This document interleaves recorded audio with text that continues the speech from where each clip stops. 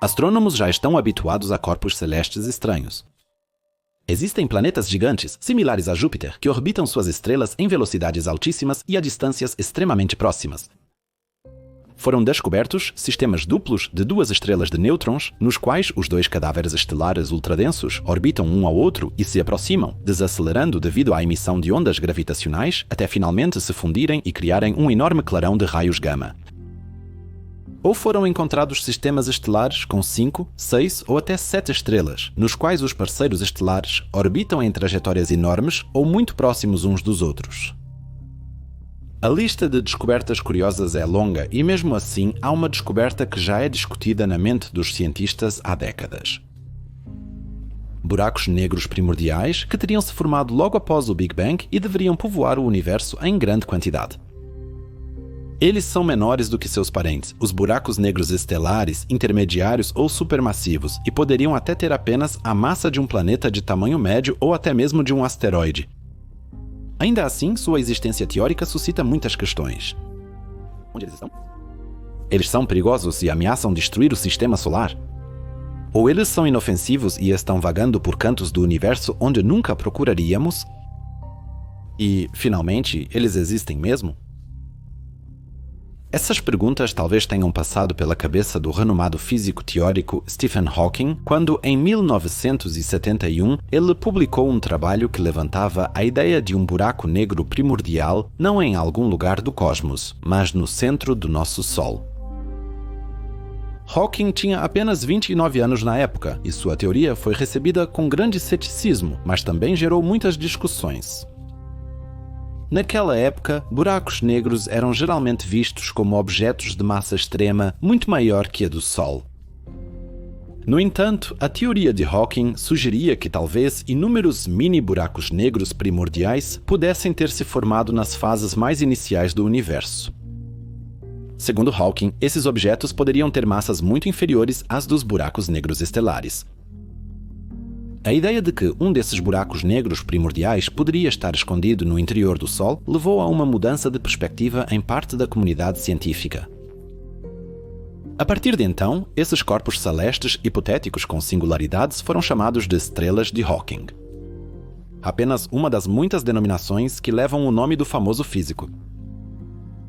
E se um objeto desse tipo realmente existisse no centro da nossa estrela, isso teria consequências de grande alcance para a nossa compreensão da evolução estelar e poderia até fornecer pistas sobre a natureza da matéria escura. Por isso, hoje queremos dar uma olhada na origem dos buracos negros primordiais e, entre outras coisas, examinar sua formação e possíveis locais onde possam estar. Queremos descobrir se eles realmente poderiam existir no interior das estrelas, especialmente no interior do Sol. Quais seriam as consequências de uma singularidade no interior da nossa estrela? O que são as estrelas de Hawking, como elas poderiam sobreviver e o que significariam para os planetas ou até mesmo para a vida? O que são quase-estrelas, supostamente existentes apenas nos primórdios do cosmos? Acompanhem-me hoje em um passeio pelas estrelas e pelos cantos realmente escuros do cosmos. O Big Bang acabou de acontecer. Vocês não poderiam observá-lo porque logo depois o cosmos estava incrivelmente quente e toda a matéria, em quantidades enormes de hidrogênio e hélio, existiria apenas na forma de plasma. Vocês não conseguiriam identificar nenhuma direção. Não poderiam se orientar com base em nenhum objeto celeste marcante. O Big Bang foi extremamente quente. O calor não seria apenas insuportável para vocês, mas também os desintegraria em seus componentes atômicos em frações de segundo. Pequenas flutuações de densidade precederam esse caos plasmático. Nos próximos milénios e milhões de anos, dessas flutuações se formariam as primeiras estrelas e galáxias. Os primeiros corpos celestes estelares seriam enormes, estruturas massivas que fariam qualquer estrela existente hoje no cosmos parecer insignificante. Mas se essas flutuações de densidade já tivessem formado pequenas bolinhas de matéria alguns segundos após o Big Bang, elas teriam colidido em alta velocidade devido à força da expansão do cosmos causada pelo Big Bang. Tudo isso teria ocorrido em uma velocidade surpreendente. Vocês teriam piscado os olhos uma vez e o processo já teria acabado. Imagine o universo logo após o Big Bang como uma sopa que se expandia muito rapidamente. Essa sopa apresenta variações de densidade, com alguns pontos mais espessos do que outros. Para que um buraco negro primordial se forme aqui, precisamos de pontos onde a sopa seja especialmente espessa, ou seja, especialmente densa. A chamada inflação de axions é uma ideia que tenta explicar como esses pontos espessos poderiam surgir. Um axion é uma partícula hipotética que foi proposta na física para resolver o problema da expansão do cosmos. No entanto, até hoje, ela ainda não foi encontrada. Nessa inflação, supõe-se que existe um campo composto por muitas dessas partículas de axion e que esse campo desempenhou um papel importante no universo primitivo. Você pode imaginar esse campo como uma espécie de paisagem que cobre completamente o universo. Logo após o Big Bang, esse campo estava ultradenso e comprimido. Aqui, os cientistas falam de um período ultra curto em que o universo jovem cresceu incrivelmente rápido para trilhões de vezes seu tamanho original devido à oscilação desse campo. Tecnicamente, isso é chamado de hiperinflação. Por causa disso, a paisagem do axion ficou ainda mais em movimento ou oscilação, semelhante a ondas que se espalham por um lago quando várias pedras são jogadas nele uma após a outra. Essas oscilações tornaram algumas regiões da sopa mais densas que outras. Esses pontos especialmente densos então colapsaram sob sua própria gravidade e formaram os buracos negros primordiais. Aliás, vamos chamar esses buracos negros de PBHs a partir de agora, uma sigla comum na astrofísica que faz referência ao termo em inglês Primordial Black Holes. Os PBHs são um dos principais candidatos na busca pela matéria escura. Embora a natureza exata da matéria escura, que permanece um mistério desde a descoberta de anomalias gravitacionais em galáxias e aglomerados de galáxias pelo astrônomo Fritz Zwicky em 1933, ainda seja desconhecida, teoricamente eles poderiam fornecer massa suficiente para explicar os efeitos observados da matéria escura. Ao contrário das partículas massivas fracamente interagentes, os WIMPs, os PBHs, poderiam emitir ondas gravitacionais que interagem com a matéria normal. A descoberta dessas singularidades também poderia explicar alguns dos efeitos de lente gravitacional observados, que não podem ser causados pela matéria comum. Embora as evidências até 2023 sejam inconclusivas, ou seja, não esclarecidas, alguns pesquisadores são fortes defensores da teoria de que os PBHs poderiam representar um componente significativo da matéria desconhecida. Mas falaremos mais sobre isso depois. Similarmente, cientistas questionam se os PBHs auxiliaram na formação das primeiras galáxias. Algumas ilhas estelares, na verdade, se formaram antes do que deveriam. Mas se uma grande quantidade de PBHs se juntou e atraiu matéria, isso poderia explicar por que esses grupos de estrelas já se formaram 200 a 300 milhões de anos após o Big Bang. Os primeiros astros podem até ter se formado antes, mas as galáxias, sendo aglomerados de estrelas, gás e poeira, são estruturas enormes cuja formação normalmente levaria centenas de milhões de anos. Os PBHs poderiam ter acelerado o processo de formação de algumas galáxias, fazendo com que elas fossem muito mais antigas do que as ilhas estelares que se formaram de maneira convencional através da acreção de massa por buracos negros supermassivos. Os PBHs podem ter se formado a partir de diferenças de concentração de massa segundos após o Big Bang. Assim, eles provavelmente seriam as estruturas mais antigas do nosso universo, mais antigas que todas as estrelas e galáxias. Tudo isso surgiu da mente de um homem e seus colegas. Mas o que Stephen Hawking tinha em mente quando associou os PBHs com as estrelas? Vamos explorar as fascinantes estrelas de Hawking e o problema dos neutrinos solares.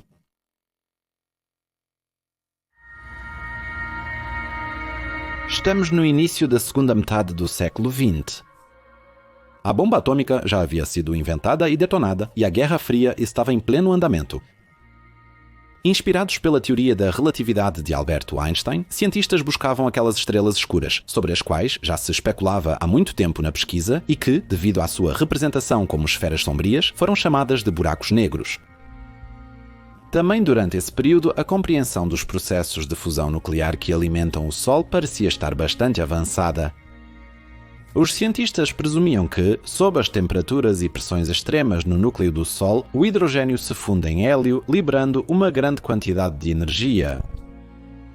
Essa liberação de energia deveria vir com a emissão de muitos neutrinos, irradiados para o espaço como subproduto da fusão. No entanto, quando os primeiros detectores de neutrinos começaram a operar na década de 1960, foi constatado que o número de neutrinos detectados ficava muito aquém do esperado. A quantidade medida era de apenas cerca de 1/3 dos neutrinos previstos. Esse enigma, conhecido como o problema dos neutrinos solares, levou a especulações de que talvez nem toda a energia do Sol fosse gerada por fusão nuclear e que fontes alternativas de energia, que não produzem neutrinos, poderiam contribuir para a energia total do Sol. Nesse clima de investigação das causas e busca pelos neutrinos desaparecidos, a afirmação de Stephen Hawking de que a energia restante do Sol poderia ser explicada por um buraco negro em seu interior foi como jogar gasolina no fogo.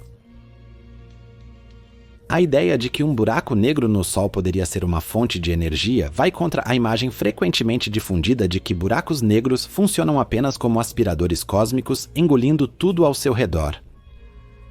Na verdade, eles podem ser os centros dos processos mais energéticos de todo o universo.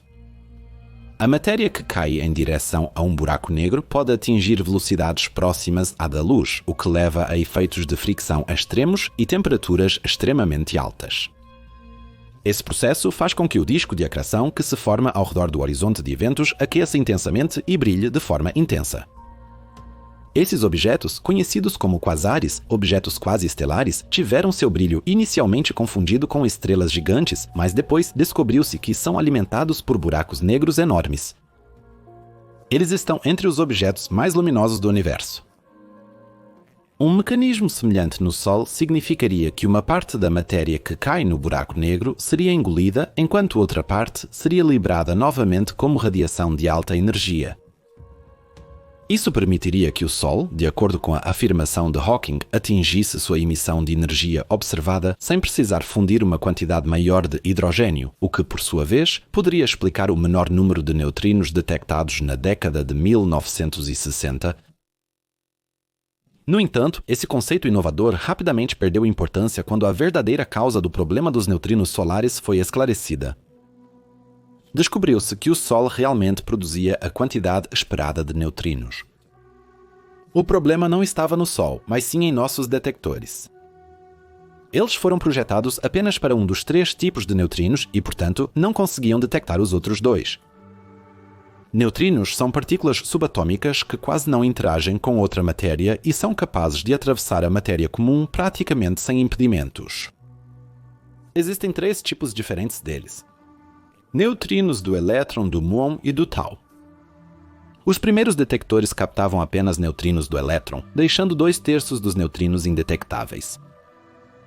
A solução do enigma veio com a descoberta da oscilação dos neutrinos, que diz que os neutrinos podem mudar de tipo no caminho do Sol até a Terra.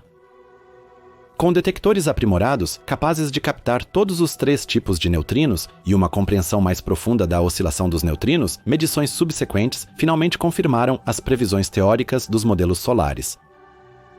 Esse entendimento eliminou a necessidade de um buraco negro no núcleo do Sol como fonte alternativa de energia e confirmou que a energia do Sol é gerada principalmente pela fusão nuclear do hidrogênio em hélio.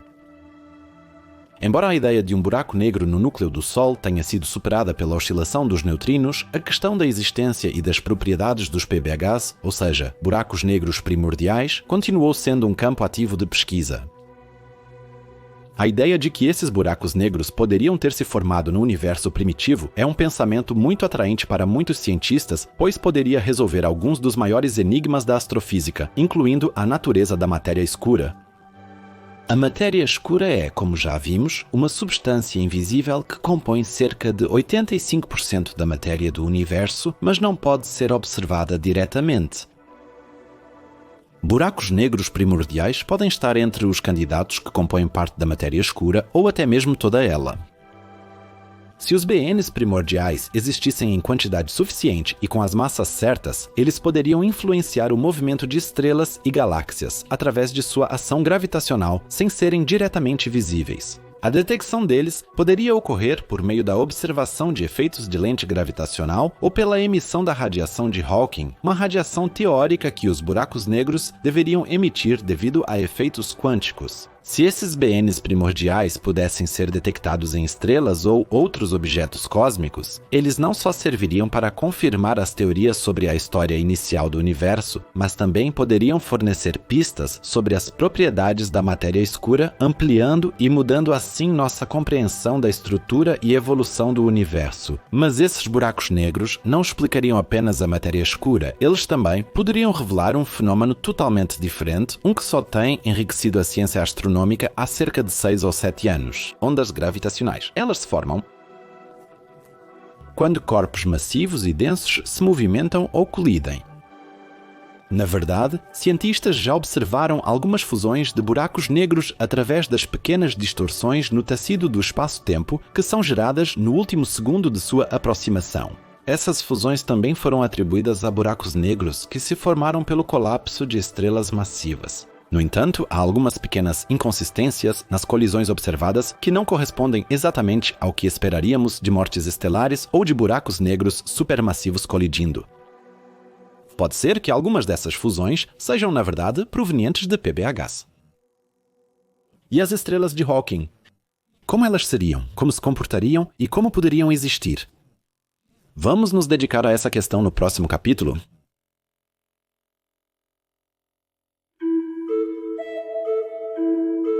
Vocês conhecem essa sequência mostrada diversas vezes nos meus vídeos, em vídeos parecidos ou na televisão convencional. Um buraco negro engole um corpo celeste por inteiro. Em questão de segundos, ele destrói um planeta inteiro ou causa um apocalipse estelar. E quem diria? As sequências apresentadas são altamente exageradas e têm pouco a ver com a forma como os cientistas imaginam buracos negros em relação a outros corpos celestes. A ideia de um buraco negro primordial no interior do Sol pode ter mais de 50 anos, mas o interesse por esse tema é bastante atual. Em 2023, foram publicados 2 artigos dos físicos Matthew Kaplan, Earl Ballinger, Andrew Santarelli e outros pesquisadores. Eles realizaram simulações complexas de estrelas similares ao Sol, que capturam buracos negros primordiais durante sua formação. Para deixar claro aqui, estrelas semelhantes ao Sol podem ter massas de 1 até 5 vezes a massa solar, enquanto os buracos negros primordiais são realmente extremamente leves e talvez tenham apenas a massa de um asteroide ou de uma lua. Isso resultaria em horizontes de eventos ultra pequenos, talvez do tamanho de um átomo ou, no máximo, alguns micrômetros. Mas voltando às simulações e aos pesquisadores. Eles acompanharam o desenvolvimento dessas estrelas por várias fases únicas de vida, até que, por fim, fossem engolidas pelos buracos negros em seu núcleo. Em seus estudos, eles também simulam minuciosamente a evolução, já bem compreendida, de estrelas sem buracos negros. Aqui, uma enorme nuvem de gás colapsa sob sua própria gravidade até que o núcleo, sob enorme pressão e temperatura suficiente, atinge um estado capaz de fundir hidrogênio em hélio. Porém, quando o combustível do núcleo acaba, a estrela enfrenta uma série de agonias finais. Em estrelas semelhantes ao Sol, a estrela se expande para se tornar uma gigante vermelha enquanto entra na fase de fusão do hélio e, eventualmente, se autodestrói devido à produção excessiva de energia, deixando para trás seu núcleo exposto como uma anã branca. Nesse cenário, os pesquisadores inseriram agora um buraco negro e simularam o que acontece quando um PBH com a massa de um asteroide de tamanho médio está, por acaso, na nuvem de gás da qual a estrela se forma. Um buraco negro primordial desse tipo teria, como já mencionado, tamanho atômico e, inicialmente, nenhum impacto na formação da estrela ou nos estágios iniciais da vida estelar. Ele afundaria até o centro da estrela e começaria a absorver matéria lentamente. A energia gerada nesse processo seria irradiada para fora pelo material superaquecido que cai, alterando o estado de uma pequena região do núcleo. Dentro dessa região, o material do núcleo, que normalmente é relativamente estático, seria estimulado a movimentos convectivos, ou seja, seria agitado como em uma máquina de lavar. Cientistas já detectaram correntes de convecção no interior de diversos corpos celestes, incluindo a Terra. Aqui, movimentos magmáticos de grandes quantidades de material são responsáveis por mover os continentes, criar novas terras e devolver material antigo da superfície por meio da subducção. Esse processo permitiu o desenvolvimento de uma superfície terrestre em constante transformação. Muitos pesquisadores chegam a afirmar que a vida nunca teria se desenvolvido sem esses deslocamentos das placas terrestres. Mas voltando às estrelas e à região convectiva em seu interior, o buraco negro consome matéria por meio de agressão. A região de convecção, assim como o buraco negro, cresceriam e poderiam eventualmente englobar toda a estrela, mas isso levaria muito tempo. No entanto, um certo efeito, que de fato ocorre em estrelas reais durante a fusão nuclear, impede que isso aconteça. A energia emitida pela proximidade do buraco negro se opõe à atração de novo material e, assim, limita fortemente o seu crescimento. Os cientistas observaram esse efeito em alguns representantes supermassivos nos centros das galáxias. Portanto, há limites definidos para o crescimento dos buracos negros. No Sol, por sua vez, o buraco negro primordial funcionaria como uma espécie de gargalo devido ao seu tamanho minúsculo, já que existe um limite para a velocidade com que a matéria pode ser comprimida em um buraco negro do tamanho de um átomo. A taxa inicial de agressão é de cerca de 100 toneladas por segundo, insignificante comparada à perda de massa do Sol pelo vento solar, que chega a quase 1 milhão de toneladas por segundo. Contudo, o PBH cresce devido ao aumento de tamanho e massa, facilitando o fluxo de mais matéria para dentro dele e, simultaneamente, emitindo mais energia. Embora a energia emitida sempre impeça temporariamente a absorção de novo material, esse processo também acaba cessando em algum momento e novo material pode ser fornecido ao buraco negro. Contudo, as reações de fusão no restante do núcleo estelar permanecem quase constantes, então a contribuição energética do buraco negro, devido ao seu crescimento, representa uma fração cada vez maior da produção de energia da estrela. Após alguns bilhões de anos, o buraco negro, que inicialmente tinha o tamanho de um átomo, cresce até atingir cerca de 10 cm de diâmetro, com uma massa aproximadamente igual à do planeta Urano. Nesse ponto, ocorre uma mudança importante. A produção de energia pelo material que cai no buraco negro é atualmente similar à gerada por fusão no restante do núcleo. Nesse momento, os efeitos da contribuição energética do buraco negro ficam evidentes. A energia adicional perturba o delicado equilíbrio entre gravidade e repulsão de energia, causando o inchaço das camadas externas da estrela. A estrela entra em sua fase de gigante alguns bilhões de anos antes do que faria normalmente, como só aconteceria quando a fusão de hélio começasse. Ao contrário da fase normal de gigante, em que o núcleo permanece compacto, em uma estrela de Hawking, até mesmo o núcleo se expande. A densidade do núcleo cai tanto que as reações de fusão param completamente. Neste estágio, todo o interior da estrela está cercado por um plasma ondulante que envolve o buraco negro. A estrela de Hawking inicialmente se assemelha a uma estrela moribunda, mas enquanto o Sol pode eventualmente crescer até 100 vezes seu tamanho atual e brilhar 1000 vezes mais, uma estrela de Hawking não atinge essas proporções. A expansão inicial do núcleo sob a camada dificulta que o buraco negro central continue crescendo, o que limita tanto o seu tamanho quanto o da estrela ao redor. A estrela atinge um tamanho máximo de cerca de 4 a 5 vezes o tamanho atual do Sol, brilhando 10 vezes mais. Ele pode parecer um tipo de estrela relativamente raro, um subgigante ou um retardatário vermelho, por até 10 bilhões de anos antes que o buraco negro finalmente destrua completamente a estrela. Embora o Sol, como uma estrela normal dominada pela fusão nuclear, tivesse menos tempo, se houvesse um buraco negro central, ele não se expandiria tanto a ponto de engolir a Terra, o que provavelmente aconteceria durante a fase regular de gigante vermelha. No entanto, a Terra se tornaria inabitável, pois a produção adicional de energia causada pelo buraco negro faria com que várias vezes mais radiação do que atualmente atingisse nosso planeta. Nosso planeta não seria apenas literalmente torrado, mas também bombardeado com enormes quantidades de radiação gama, raios X e radiação ultravioleta letais, que nem mesmo nosso campo magnético planetário relativamente forte conseguiria desviar, destruindo irreversivelmente o material genético da vida nos oceanos e na superfície do planeta. Mas não vamos desistir completamente aqui e vamos nos perguntar: o que aconteceria se gigantescas, Existiam estrelas com buracos negros no início do universo? Sigam-me para uma última excursão neste vídeo aos misteriosos quase-estrelas.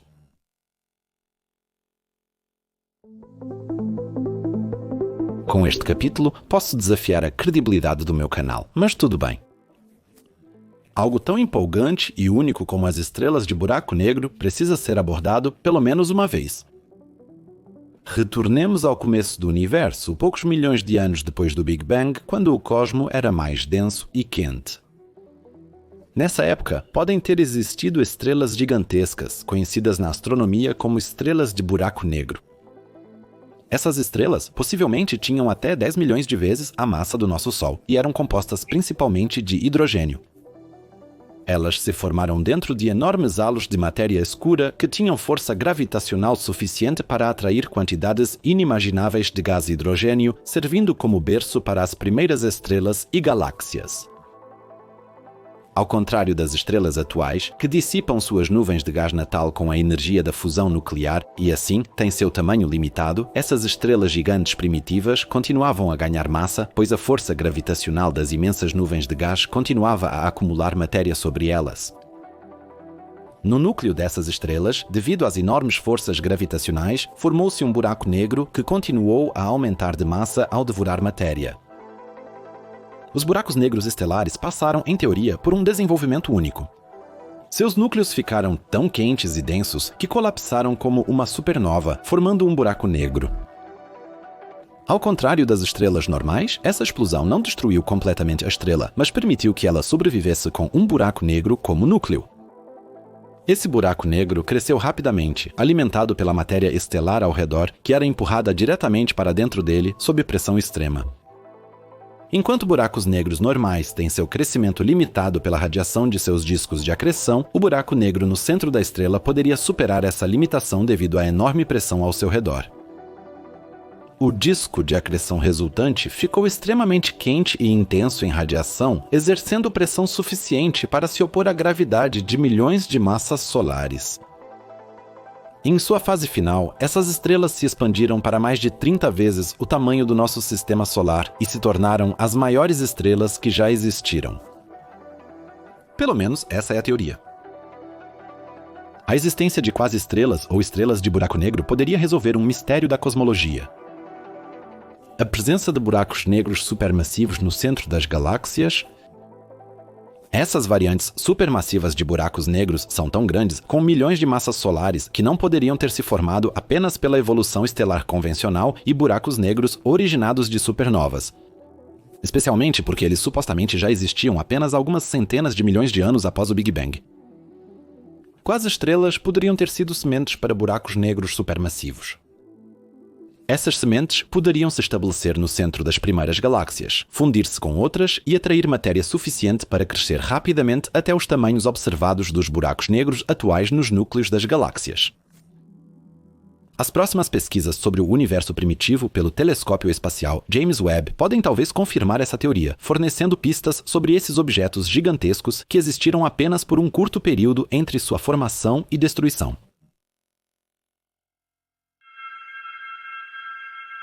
Se estivéssemos diante de uma estrela de Hawking ou até mesmo de uma quase-estrela com múltiplos diâmetros do nosso sistema solar, buracos negros dentro de estrelas são conceitos tão malucos que parecem muito improváveis. Eles são algo impossível e vêm da imaginação de cientistas renomados que, ao que parece, cederam ao impulso de criar algo extraordinário. Não só estrelas que usam como motor, além da fusão nuclear, também a força de acreção de um buraco negro são muito improváveis, como já teriam sido detectadas há muito tempo por causa de sua estrutura, seu imenso poder de radiação ou suas oscilações em observações astronômicas. Eles também parecem, se considerarmos os quase-estrelas, ser um relicto do passado. As estrelas de Hawking parecem mais realistas, pois poderiam existir no cosmos atual. Mas será que realmente poderia ser assim? Ter acontecido que um buraco negro primordial foi capturado por uma estrela e, em seu interior, causou um aumento da radiação e da temperatura? Onde estão essas misteriosas estrelas de Hawking, se não entre as centenas de bilhões de estrelas da nossa Via Láctea ou de outras galáxias? Se os PBHs realmente fossem a matéria escura, eles estariam presentes em número incalculável. Eles seriam tão numerosos que, literalmente, estariam por toda parte, pois a matéria escura representa várias vezes mais do que a matéria luminosa. Onde quer que eles estejam e se realmente existam, isso parece quase secundário. O fato de que os físicos lidam seriamente com eles mostra que o cosmos nos apresenta mais enigmas e que a pesquisa ainda não compreendeu tudo. Bem, espero que vocês tenham gostado dessa fascinante jornada pelo mundo dos buracos negros primordiais, estrelas de Hawking e quase-estrelas. E se quiserem, fiquem mais um pouco no vídeo e deixem-me dizer algo final de caráter mais pessoal.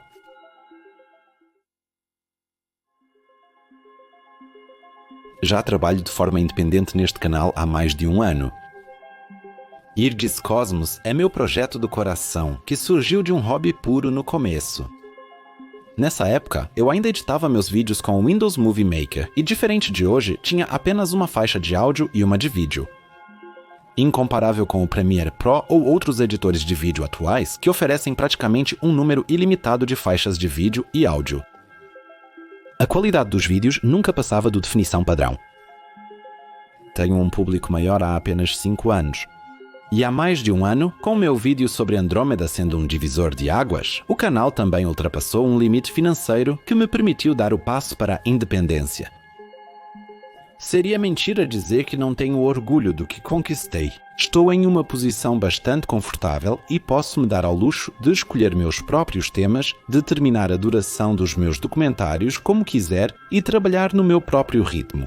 Pretendo manter o canal trazendo documentários para vocês também em 2024. No próximo ano, também vou expandir para uma nova área e tentar construir uma segunda fonte de renda para mim. Aqui só quero mencionar a palavra-chave participe sem dizer exatamente do que se trata. A realização do projeto por trás desse nome ainda pode demorar um pouco. Portanto, sejam pacientes. Desejo a vocês um Feliz Natal ao lado de seus entes queridos. Nos ouvimos e nos vemos na próxima semana, no último vídeo que será lançado este ano. Fiquem bem e se cuidem. Tchau!